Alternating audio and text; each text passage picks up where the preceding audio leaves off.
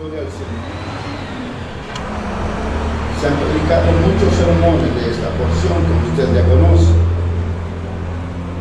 Pero la Biblia es un pozo profundo y sondeable que siempre sacaremos cada día algo de eso. Queremos meditar en esta noche bajo el título Lecciones que nos cuestan caro, o lecciones que nos costarán caro. Usted conoce muy bien esa historia. Para usted eso no es raro. Esta porción usted la ha escuchado muchas veces, la ha leído muchas veces, ha escuchado infinidad de sermones, pero podemos aprender de esta triste historia algunas lecciones para nuestra vida, lecciones que nos cuestan caro. Y uno puede aprender, se lo he dicho en algunas ocasiones, por experiencias propias o por experiencias de otros. Y dice allá en Corintios que lo que está escrito se dejó escrito para nosotros, como ejemplo para nosotros, para que nosotros no cometamos los mismos errores o pecados que ellos cometieron. Y usted sabe que David recién estaba entronado en su trono, y lo primero que él buscó fue traer el arca del pacto, la presencia de Dios hasta su lugar, porque David reconocía que todo lo que tenía era gracias a Dios, era gracias a él. David no decía yo soy rey porque yo soy muy valiente. Él no decía yo soy rey porque yo realmente tengo las capacidades. No, él reconocía que si estaba en esa posición era por la misericordia de Dios. Por eso él dice más adelante, y entendió David que Dios lo había levantado como rey por amor a su pueblo. David tenía claro eso, y él sabía que lo más importante era traer la presencia de Dios a su reino para que fuera muy firme y se prolongara. El problema es que lo que le decía en algunas ocasiones, que una mala definición, aunque tenga una buena intención, nos lleva a cometer una mala acción. Y esto fue lo que le pasó al rey David. David tenía una mala definición de cómo tenía que llevar el arca del pacto. En su emoción, en su alegría, él quiso hacer las cosas para Dios. El deseo de Dios, de David, era muy noble, era loable. Él quería traer la presencia de Dios. Él estaba agradecido con Dios, y él quiso traer la presencia de Dios a su manera, como muchos hoy en día. Queremos traer la presencia a nuestras congregaciones, a nuestros locales, a nuestra manera. Queremos traer la presencia de Dios hablando de cada uno de nosotros personalmente a nuestra vida, pero a nuestra manera, y así no funciona. Y lo que estamos haciendo es siendo temerarios, como fue Usa. Había Dios establecido realmente cómo tendría que el arca del pacto trasladarse. Esta arca había estado en casa de Abinadab durante 20 años. 20 años estuvo, eran levitas, porque el arca del pacto no estaba en otra tienda que no fuera levita.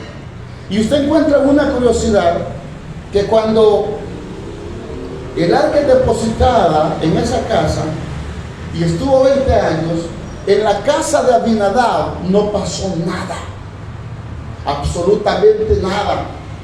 Pero después de esta temeridad, cuando fue llevada el arca a la casa de Obed-edom, dice que en 3 meses Dios bendijo a Obed-edom.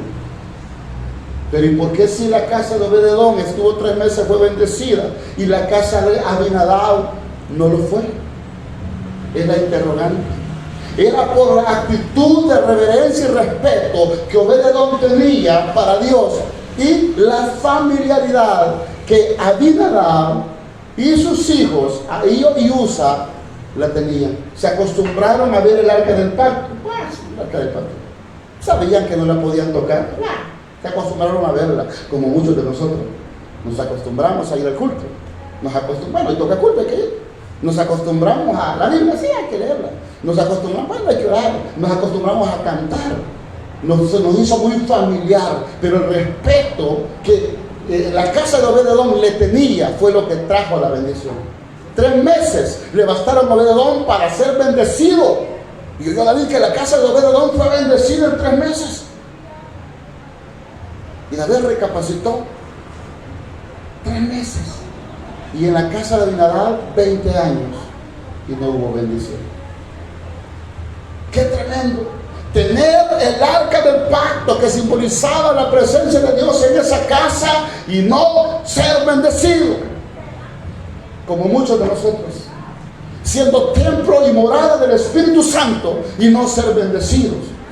Y muchos podrán decir, no, si a mí me va bien lo financiero. ¿Y de qué sirve lo financiero si nuestras almas están secas? Si no hay presencia, si no lloramos por la presencia de Dios, no por los problemas, sino de alegría, de gozo. Si no hay en nosotros un anhelo de querer servir a Dios, ¿de qué nos sirve tener posesiones materiales? Porque la verdadera bendición es tener la comunión con el Señor. Que cuando usted abre la Biblia, usted empieza a disfrutar. Y a veces usted ha estado leyendo y de repente empiezan a brotar las lágrimas por sus ojos, tocados por el Espíritu Santo. Y cuando aquello caliente le brota por sus mejillas, y usted empieza a disfrutar la presencia de Dios. Cuando usted está orando y empieza a hablar lenguas, y Dios le usa y profetiza, o lo puede usar para ver visiones y saber que la presencia del Espíritu Santo está allí y no se está aprovechando. Abinadab. Muchos de nosotros somos como la casa de Abinadab, no somos como la casa de Obed-Edom. Abinadab y Ahío se acostumbraron a estar en la presencia. Ahí está el arca. Iban, salían, eran levitas, y de la casa de mi papá, sí, ahí está el arca. Y entraban y era normal, se acostumbraron a eso. No pasaba nada, porque no había respeto. Y llega el momento en que David va a trasladar el arca. Y cuando la van a trasladar, la trasladan de una forma que no era la adecuada. Porque Dios había dejado establecido de cómo tenía que trasladarse. Allá en Éxodo, cuando se creó el arca, Él les dijo que tenían que tener unas varas y revestirlas de oro. Y esas varas se metían en las argollas que tenía el cofre. Y esas varas, los levitas no se las podían quitar. Las varas estaban permanentes. Los levitas no podían tocar el arca del pacto. Se usaban el arca del pacto sobre sus hombros con las varas, iban los levitas y luego la bajaban, pero nunca quitaban las varas. Ellos no tenían contacto con el cofre. Y estaban en la casa de Abinadab. Ellos sabían algo de eso. Eran levitas. El arca del pacto no estaba en otro paso. Solo los levitas la podían administrar. Eran los escogidos por Dios para ministrar como usted y como yo. Somos los escogidos por Dios. Miles de personas en el mundo, pero Dios lo pasó por alto. Pasan personas afuera de local. No entienden, dicen que es locura, pero Dios se fijó en usted y en mí. ¿Y cuál ha sido nuestro agradecimiento para con Él? ¿Qué estamos haciendo para Él? ¿Estamos disfrutando? No, yo voy al culto, no, excelente. Pero antes de venir al culto, ¿por qué no vamos a la presencia de Dios? Antes de venir a la iglesia, ¿por qué no vamos a la presencia de Dios? Que eso es lo más importante. Porque cuando vamos a la presencia de Dios, primero nosotros disfrutamos los cultos. Porque venimos a encontrarnos con Dios. Y dejamos la religiosidad de un lado. Estaba establecido, pero sin embargo David no Abinadab y sus hijos no habían entendido eso. Se les había hecho tan familiares. Y por eso cuando dice en el verso 3, pusieron el arca de Dios sobre un carro nuevo y la llevaron de la casa de Abinadab, que está en el collado. Y Usa y Ahío, hijos de Abinadab, llevaban el carro. Ellos sabían. Bueno, son levitas que lo llevan. y la pusieron a un carro nuevo. No buscaron un carro viejo, buscaron lo mejor para Dios, pero no era la voluntad de Dios. Porque déjeme decirle que aunque usted y yo le demos la mejor ofrenda, el mejor diezmo y el mejor servicio, si no es con el corazón, ante Dios es desagradable. Si no brota del corazón nuestro servicio a Dios, es desagradable. Y Dios se nos permitió, porque Dios muchas veces nos va a permitir el servicio, aunque nuestra vida no sea agradable delante de Dios. Y solo nos va a utilizar como puente o como canal para que otros reciban y nosotros no. No hay nada peor eso que ser instrumento de Dios que puede ser bendecido para otros y nosotros no recibir de Dios.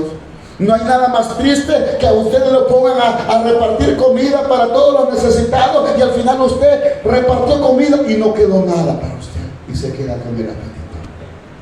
No hay nada más triste que servir en la iglesia, servirle a todos y predicar y cantar y tocar y hacer cualquier otra cosa y no ser beneficiado de ese servicio.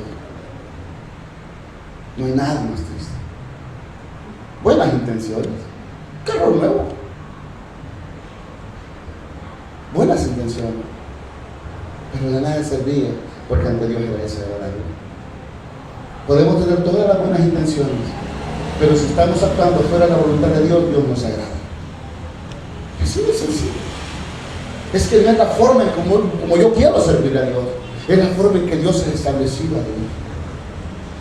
Él no ha establecido el servicio. Él sabe y Él le manda en su palabra cómo tenemos que hacerlo. Y vamos a ver en esta hora 3 lecciones que necesitamos aprender de esto. La primera lección la vamos a encontrar en Gálatas capítulo 6, versículo 7. Gálatas capítulo 6, versículo 7. Sé que conoce mucho esta porción. La he leído muchas veces. Dice el versículo: no os engañéis, Dios no puede ser burlado, pues todo lo que el hombre sembrare, eso también segará. Y la primera lección podemos aprender: no podemos librarnos de las consecuencias de lo que hayamos hecho. No nos vamos a librar. Usted y yo podemos pedirle perdón a Dios por lo que hemos hecho, que Dios nos va a perdonar en su amor, pero las consecuencias las pagamos porque las pagamos. ¿Cuántos muchachos con esa ley que han aprobado ahora están lamentándose allá? Se han llevado cristianos consagrados a Dios, se los han llevado. Gracias. Se los han llevado, cristianos sirviendo a Dios, que Dios los hizo nacer de nuevo y están allá en esa prisión lamentándose. Tarde decidieron enmendar su vida. Cristianos de 4, 5, 7 años consagrados a Dios están allá porque las consecuencias van a pagarse de lo que hacemos. Las consecuencias las vamos a pagar. Dios no puede ser burlado. Dios perdonará nuestro pecado. Se lo perdonó a David. ¿De acuerdo? Dice su palabra que en su pecado de adulterio y conspiración para asesinar, el actor intelectual, no, yo te perdono.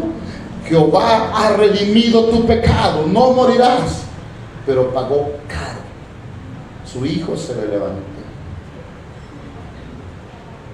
Otro hijo le violó a su hija. Otro hijo mató a otro hijo. El otro hijo le quería quitar el trono al que había elegido Dios.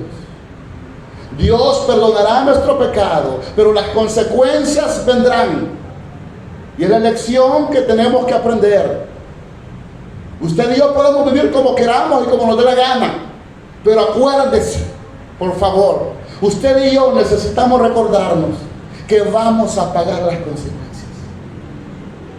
Las consecuencias de un adulterio se van a pagar.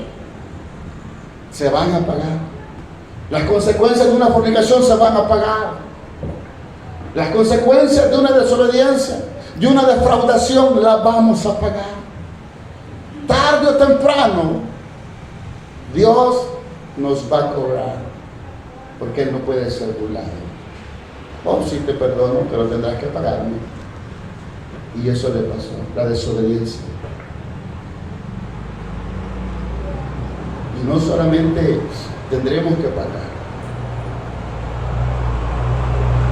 sino que tenemos que aprender a vivir con esas consecuencias.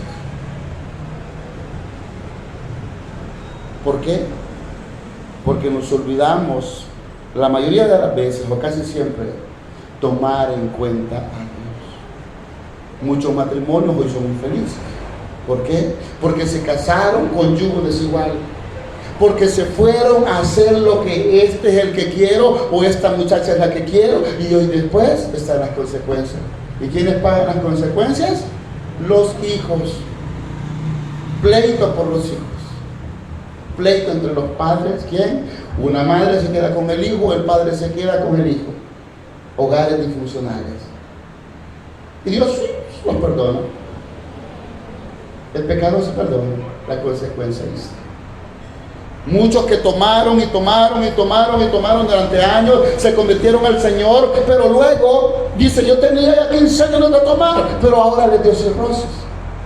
Se dañaron el hígado. Dios, es que tú eres injusto. No. Usted y yo tenemos una responsabilidad de cuidar de su cuerpo. Vienen las consecuencias.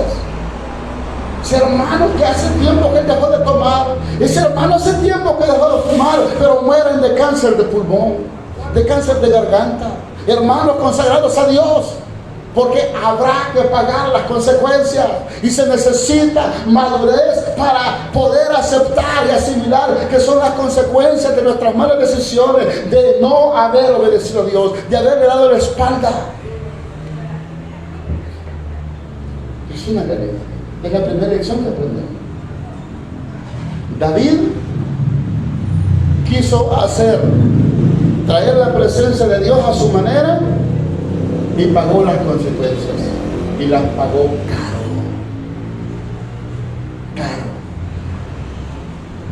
Ayer estaba en un negocio. Estaba por ahí.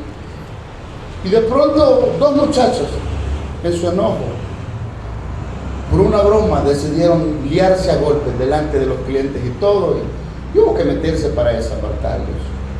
Fue un momento de euforia, de cólera, de orgullo. Fue una broma sencilla. Y trajo consecuencias. Quise calmar a uno, no lo permitió. Quise calmar al otro, y él me escuchó, lo aparté, lo hice reflexionar un poco. Pero ¿cuáles fueron las consecuencias? Uno perdió el trabajo. Y hoy llegó a llorar, a suplicar que él tiene compromisos familiares y que quería su trabajo. No, su desobediencia. Su mala decisión. Él no encuentra trabajo en ninguna parte, está todo pintado. Corre el riesgo que se lo lleve. ¿Por qué? Su desobediencia. No querer hacer las cosas bien. Tarde o temprano, nuestro pecado nos va a alcanzar. ¿No queremos servirle a Dios? No, Dios no nos obliga. ¿Le vamos a servir a nuestra manera? Está bien, pero las consecuencias vendrán. Muchos dicen: ¿y por qué Dios no me bendice? ¿Por qué Dios no me escucha? ¿Pero qué tanto tiempo hablamos con Dios? ¿Qué tanto tiempo tenemos para su palabra? Y somos sinceros, la mayoría, si no todos, le damos el tiempo que nos sobra. Porque la prioridad no es Dios en nuestra vida. La prioridad son otras cosas. La prioridad de nuestra vida son las cosas temporales y no son las cosas espirituales. Dios no puede ser burlado. Lo que el hombre siembre, eso va a cosechar. La segunda lección que podemos aprender, la vamos a encontrar allá mismo, el texto base. Segundo libro de Samuel, capítulo 6.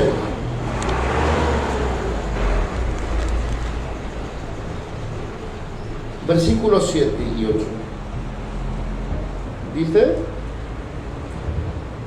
y el furor de Jehová se encendió contra Usa, y lo hirió allí Dios por aquella temeridad, y cayó allí muerto junto al arca de Dios. Y se entristeció David por haber herido Jehová a Usa, y fue llamado a aquel lugar Pérez Usa hasta hoy. ¿Cuál es la segunda lección? Desobedecer a Dios no solamente afectará mi vida, sino la de otros.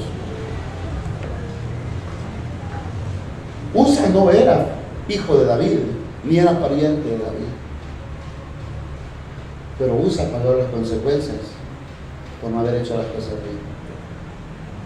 Desobedecer a Dios nos va a pasar la factura, y no solo a nosotros, va a afectar a otros. Le va a pasar la factura del Señor a todos aquellos que decidan desobedecer voluntariamente. Usa fue afectado. Nuestro pecado arrastra al tercero. ¿Se recuerda de Acán? La decisión de Acán, cuando iban y destruyen ¿qué ciudad? ¿Se recuerda? Jericó. Y él que tomó un lingote de oro, un manto babilónico, ¿qué tomó? Y lo enterró bajo su tienda. ¿Y qué pasó? Búsquelo si gusta, para que se dé cuenta qué pasó. Libro de Josué, capítulo 7.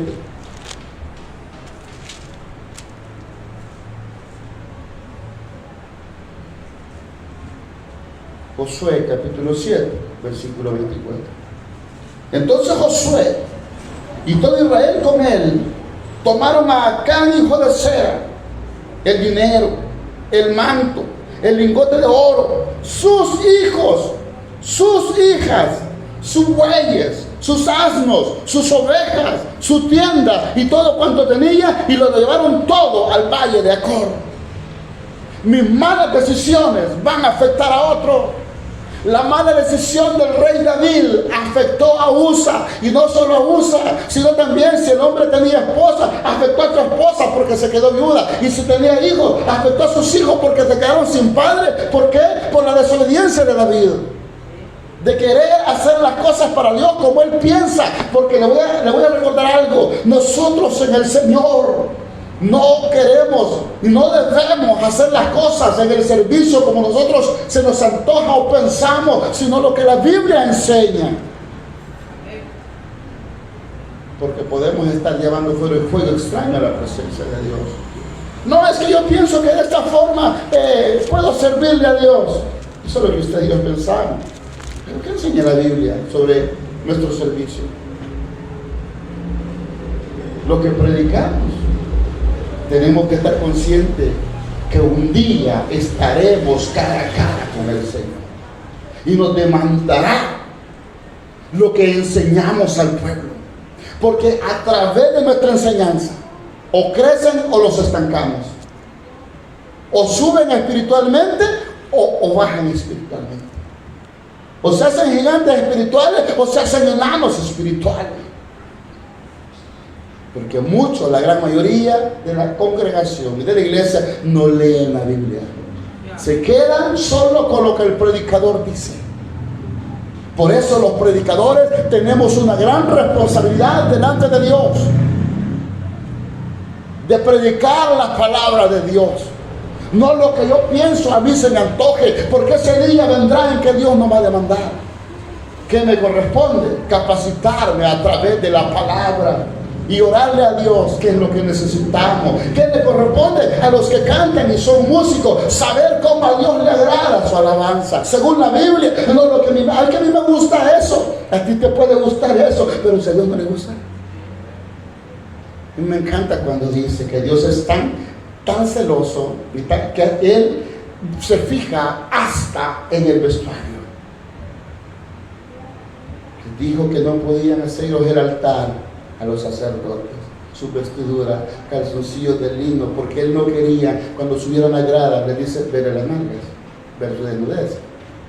No quiero que ni una gota de sudor caiga en mi altar. Y Si usted lee 2 Crónicas 20:20, dice que ha habido consejo. El rey Josafat, a la guerra contra 3 naciones, él dice, y ha habido consejo. Puso a gente vestida con ornamentos sagrados. Iban decorosos para cantar al Señor. No es un desfile de modas, es un decoro para el Señor. No es que yo venga a lucirme, no soy una estrella de Hollywood donde me van a tirar la alfombra roja. Se trata de decoro. Y muchos dicen, no, el decoro es solo para las hermanas. No. Si usted busca las características de los obispos, lo que Pablo le escribe a Timoteo, que sean decorosos, especialistas, que Ananías, principal en el canto, porque era entendido en él. Y así todos los que tenemos un privilegio en la iglesia, no en el local, en el cuerpo de Cristo, tenemos que capacitarnos para hacer las cosas como Dios espera que las hagamos. Nuestras malas decisiones van a hacer pagar los demás. Ninguno que esté en el infierno podrá decir, yo estoy en el infierno porque Cristo me rechazó. No. ¿Por qué cree que hay tanto pastor, predicador, sinvergüenza, que se aprovecha y han agarrado a las ovejas como fuente de dinero, como mercancía? Son los mismos miembros los que tienen la culpa por la codicia que les han despertado por ignorar la palabra de Dios. Por eso mismo, porque les han enseñado muchos pastores a vivir en esta tierra, pero no los están preparando para encontrarse con el Señor. A Dios no le interesan nuestros bienes, nuestros pactos, nuestras siembras, y llame las primicias y llame lo que quiere. A Dios le interesa nuestro corazón. Y el día que usted y yo le demos una ofrenda, que sea por agradecimiento a Dios y no porque el pastor o alguien se lo dijo. Que brote del corazón, porque es una ofrenda que le agrada a Dios. Dios ama al dador alegre. ¿Usted no quiere dar? No dé, no sé. Yo no vivo de esto. El día que usted dé algo para el Señor, aunque sea un centavo, pero que sea con alegría de su corazón que nazca. Usted no quiere dar, no dé, no se preocupe. A nadie se lo olvida. Pero hay consecuencias de nuestra desobediencia. Va a afectar a todo el mundo. Ahora tenemos que hacernos una pregunta. ¿Quién representa a USA en nuestra vida? ¿Quiénes están saliendo afectados por mi desobediencia? ¿Quién es su USA? ¿Quién es mi USA? ¿Quién? Y mediten eso que en esta hora le estoy diciendo y que el Señor nos está diciendo. ¿Quién es tu USA? ¿Quién es ese que está siendo afectado por tu desobediencia? Por mi desobediencia. Dios conoce tu vida y tú conoces cómo está viviendo. Pero pregúntate esta noche, ¿quién es tu USA? La desobediencia de David hizo que Usa pereciera. Muchas veces, sabiendo Usa y Ahío que llevaban el carro y que eran levitas y conocían la ley, ellos no pudieron decirle a David, David, no es la forma en que se lleva el arca. Si ellos conocían la ley, quizás no quisieron desobedecer al rey. ¿Por qué? Porque respetaban más al rey, al hombre, que a Dios. Cuando usted conoce la palabra de Dios, usted confrontará a alguien con la palabra de Dios. No con sus sentimientos, sino con la palabra de Dios.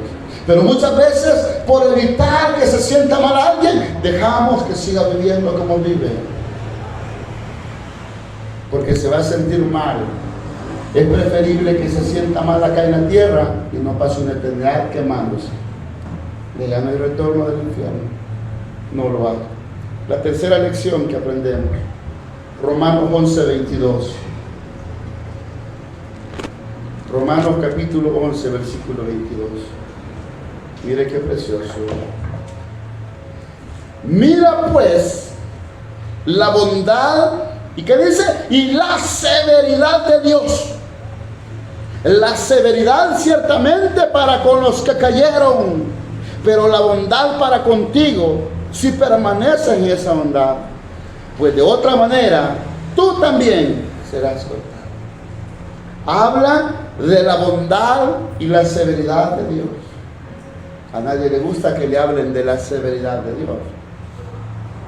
Pero las dos cosas son del carácter de Dios: el amor y la severidad. Uno podrá decir: tengo años de ser cristiano, soy predicador, canto y tengo buena voz, toco un instrumento y no hay nadie que lo toque como yo.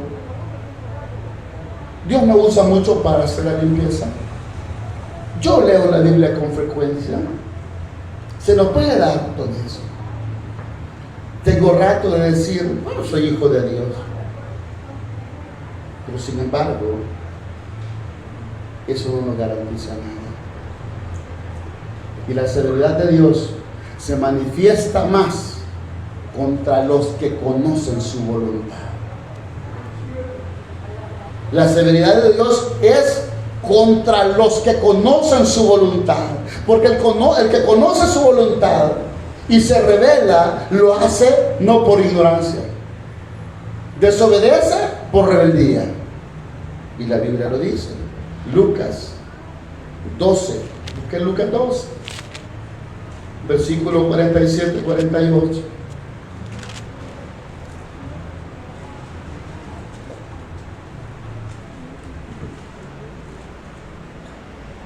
Lucas 12, 47 y 48 dice: aquel siervo que conociendo la voluntad de su Señor no se preparó ni hizo conforme a su voluntad, recibirá muchos azotes.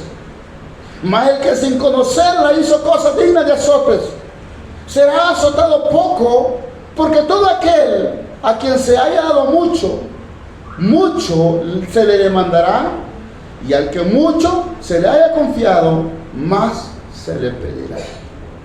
Que tengamos años en el Evangelio no es licencia para pecar.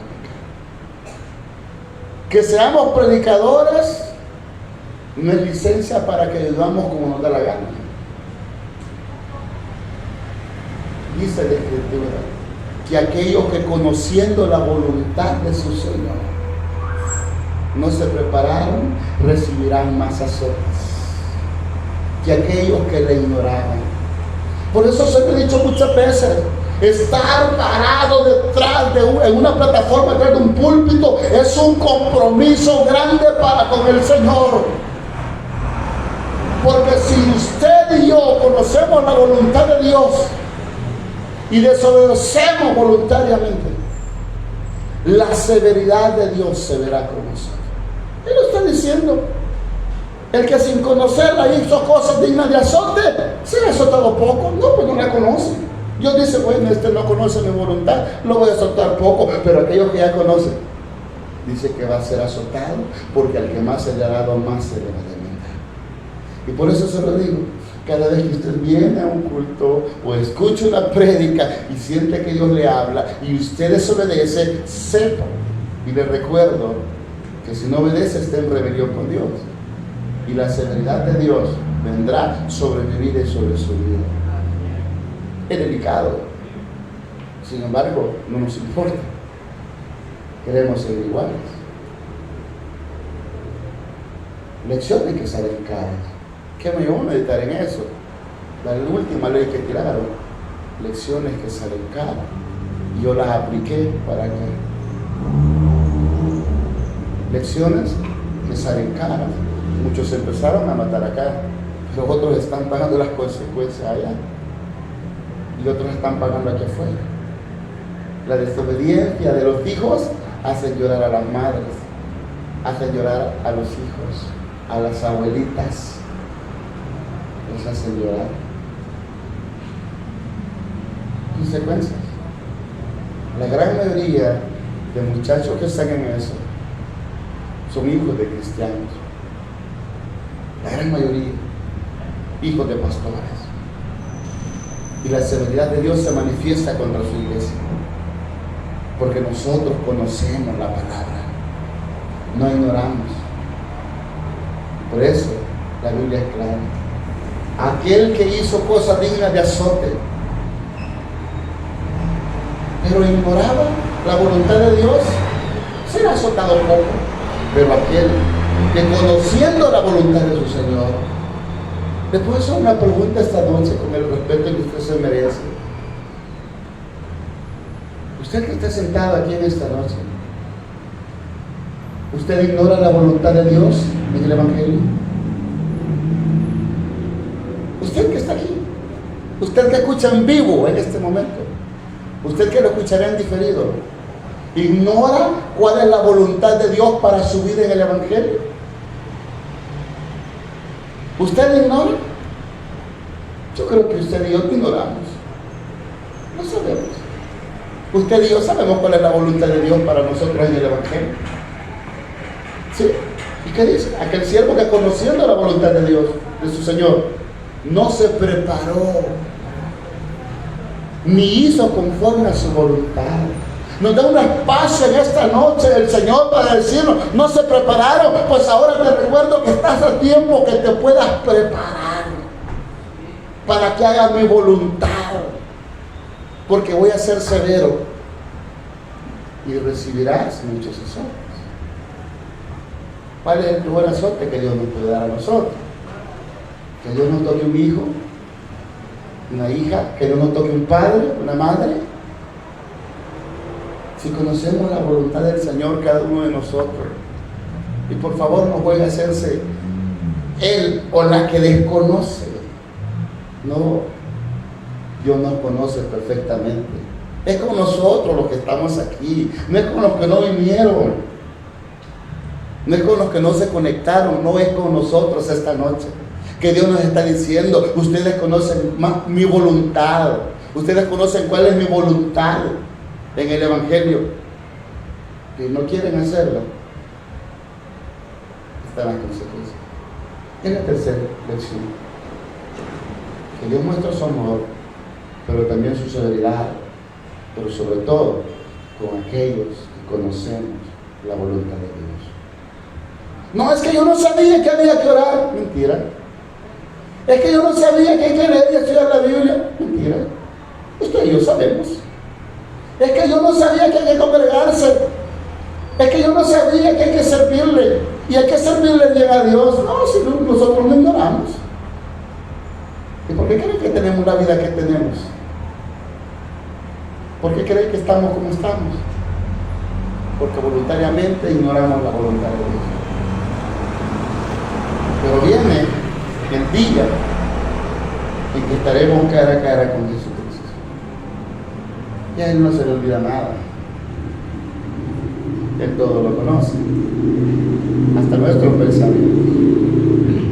Por eso, esta noche, Dios ha querido hablarnos a nosotros y mostrarnos que hay 3 lecciones que podemos aprender de lo de Usa y la Biblia. Hay 3 lecciones. Dios no nos obligará a nada. Jesús terminaba su sermón y Él decía, el que tiene oídos para oír, que oiga, que los use. Pero Dios nunca, Jesús nunca obligó a nadie a que lo siguiera. Jesús solo fue claro con ellos. Él le dijo, el que ama a padre o a madre, o a hijo o a hija, o a hermano, más que a mí no es digno de mí. Jesús nunca le dijo, no me sigas. Jesús dijo, el que a mí viene, no le echo fuera. Y cierro con esto, lo que le dije hace un momento. Nadie en el infierno podrá decir, yo estoy aquí en el infierno porque Jesús me rechazó. Nadie. No hay excusa delante de Dios. Cada uno de nosotros rendiremos cuenta dentro de poco tiempo. hace como 2 o 3 días, hablaba con mi hijo mientras desayunábamos. Y yo le decía, ¿sabes qué, hijo? Dios me hablaba a través de su porción. Y él me decía, me llevaba al Evangelio de Lucas y trajo a colación a mi mente aquella parábola del hombre rico que tenía mucho. Y dijo, ¿qué voy a hacer? Porque tengo mucho. Y él vino una brillante idea y dijo, ya sé, voy a ampliar mis graneros y le diré a mi alma, alma mía, muchos bienes tienes para él. Y luego el Señor me hizo énfasis en esa porción. Necio, esta noche vienen a pedir tu alma. Y lo que has hecho, de quien sea. Eso trajo el Espíritu Santo a mi mente. Yo hablaba con mi hijo y le digo, ¿y eso qué significa? Y ahí paré la conversación. Porque no era con él, es conmigo. Y seguimos comiendo. Y yo he andado rumiando. Ese es. ¿Qué nos quiere decir? Podría ser que esta noche partamos. Y todo el esfuerzo que ustedes y yo hayamos hecho quedará en nada. Y nos enfrentaremos con el Señor y nos dirá, conocía tu voluntad y no la hiciste. Por lo tanto, vendrá más fuerte que este. Padre, en esta hora en que tu bondad ha permitido que estemos acá, quiero darte las gracias por la paciencia y misericordia. Podría ser que esta sea la última vez que yo me pare en este púlpito a predicar. Quizás sea la última noche que pueda disfrutar con mi esposa y mis hijos. Quizás sea la última vez que pueda absorber un vaso con agua o disfrutar una cena. Es sencillamente tu misericordia la que no nos ha cortado el aire para que partamos. Todos estamos en esa fila en que partiremos. Pero como dijo Moisés, ayúdanos a traer sabiduría a nuestra mente. Que pongamos en el corazón que nuestra vida es corta y pasajera. Esta hora, Padre Celestial, quiero suplicarte por la vida de cada uno de nosotros. Perdona el abuso de tu misericordia y gracia. Perdona el abuso. Perdona lo que hemos hecho. Es tu bondad. Es tu misericordia. Ayúdanos. Ayúdanos en esta hora. Pedimos por la vida de Eli López, Polaris Cesis, Luis Enrique Molina. Tú conoces lo que él pide. Vladimir Castro, Roselia Villarán y todo lo que está.